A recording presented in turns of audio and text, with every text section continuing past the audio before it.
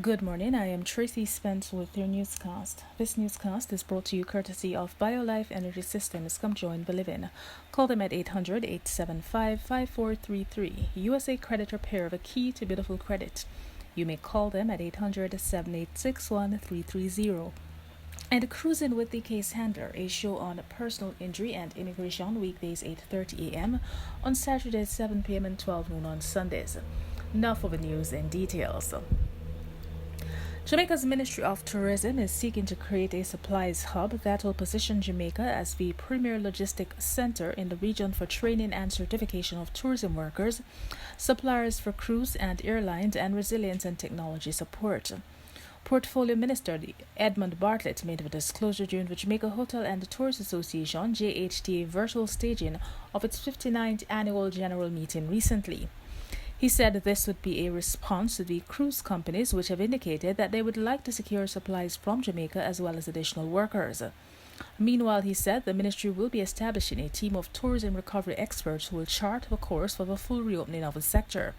Additionally, he said the ministry is looking to launch a collaborative global marketing campaign that will bring partners in private sector and government together to speak with one voice and market Jamaica as a COVID-19 resilient destination based on the country's protocols and resilient corridors. Campus Director of the University of the West Indies, Mona Western Jamaica Campus, WJC, Dr. Patrick Pendergast, says innovative models and approaches are needed to enhance the process of developing sustainable cities and communities in Jamaica and the rest of the region. This, he said, in order to achieve the United Nations Sustainable Development Goal, SGD 11, to make cities inclusive, safe, resilient, and sustainable. Dr. Prendergast was speaking during Thursday's virtual media launch of the WJC's first Caribbean Sustainable Cities Conference, scheduled for November 4th to 6th at the Hilton Rose Hall Resort and Spa in Montego Bay. The conference, to be held under the theme Go Green, Go Safe, Go Smart, is an upscaling of the annual WJC Sustainable Cities Symposium and will bring together urban and rural planners, environmentalists, academics, researchers, policymakers, and students to critically reflect on the Caribbean's attainment of SDG 11. Meanwhile, there will be no face-to-face classes when schools reopen on October 5 in Jamaica. Education Minister Favour Williams outlined the format for reopening during a media briefing on Tuesday afternoon. Mistress Williams said the education sector is in crisis, with many children failing key subjects such as mathematics, English, science, and social studies. She said there is therefore an urgent need to get children back in school.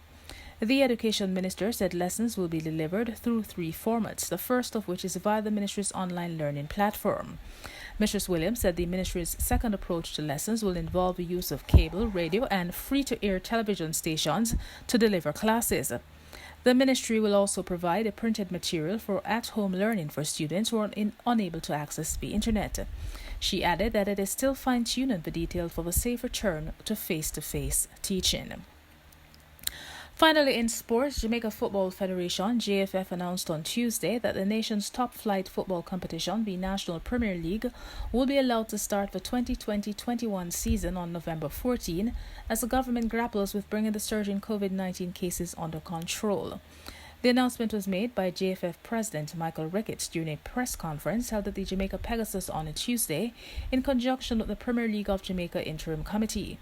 Should the competition begin on that day, it would mark a return of football since the sport was suspended on March 12 when Prime Minister Andrew Holness imposed a 2-week ban on public gathering in order to mitigate against the spread of the coronavirus. 2 months after the suspension, the JFF then announced that the 2019-2020 season had been cancelled and declared null and void. At that time, Jamaica had recorded 509 cases of COVID-19. And that is it for the news. This newscast came to you courtesy of BioLife Energy Systems. Come join the living. Call them at 800-875-5433. USA Credit Repair, the key to beautiful credit. You may call them at 800-786-1330. And Cruising with the Case Handler, a show on personal injury and immigration, weekdays 8:30 a.m. on Saturdays 7 p.m. and 12 noon on Sundays. On behalf of the news and the production team, I am Tracy Spence. To have a good morning.